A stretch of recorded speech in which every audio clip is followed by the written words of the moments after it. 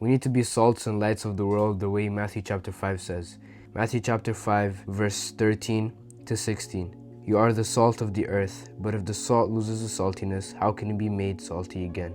It is no longer good for anything except to be thrown out and trampled underfoot. You are the light of the world. A town built on a hill cannot be hidden. Neither do people light a lamp and put it under a bowl. Instead, they put it on its stand, and it gives light to everyone in the house. In the same way, let your light shine before others, that they may see your good deeds and glorify your Father in heaven. So let me bring your attention to verse 13, where he says, you are the salt of the earth, but if salt loses its saltiness, how can it be made salty again? Now, researching this, I found out that during the old days, he's not talking about the table salt that we have right now. The salt during that time was mixed with minerals and different substances, so every time the rain brought it on shore, it looked like salt, but it tasted like dirt and it was useless. So in the same way, we shouldn't be like the salt that looks like salt from the outside, but actually tastes like nothing. The same way that we need to bear good fruit and not be misrepresentatives of Christ, because a light of the world is also someone who represents Christ, which means the Holy Spirit is working in them, which means they're displaying Christ and shining His light on others. And I just want you guys to think, how does salt lose its saltiness? Now, salt loses its saltiness when it's mixed with harmful substances or it's dissolved in water.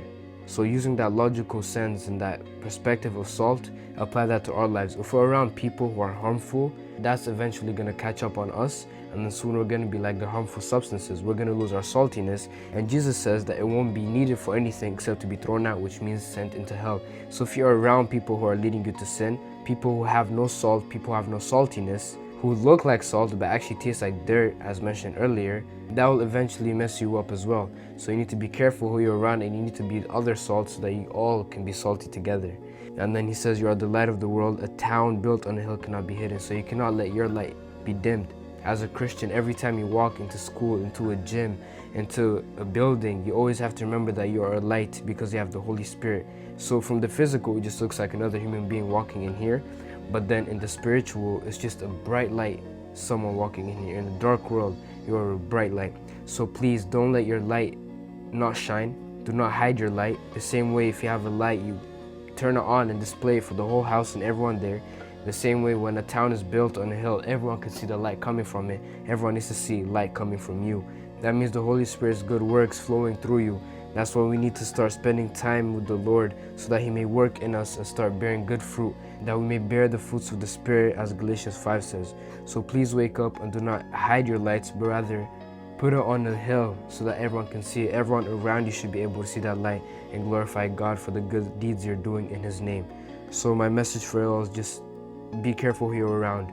Do not surround yourself with people who are going to ruin your saltiness and your credibility. Be around people that are going to help make your light brighter, who are going to make you more saltier. And do not be around people who are going to dim your light, who are going to make it less brighter. And yeah, that's my message for y'all. Peace.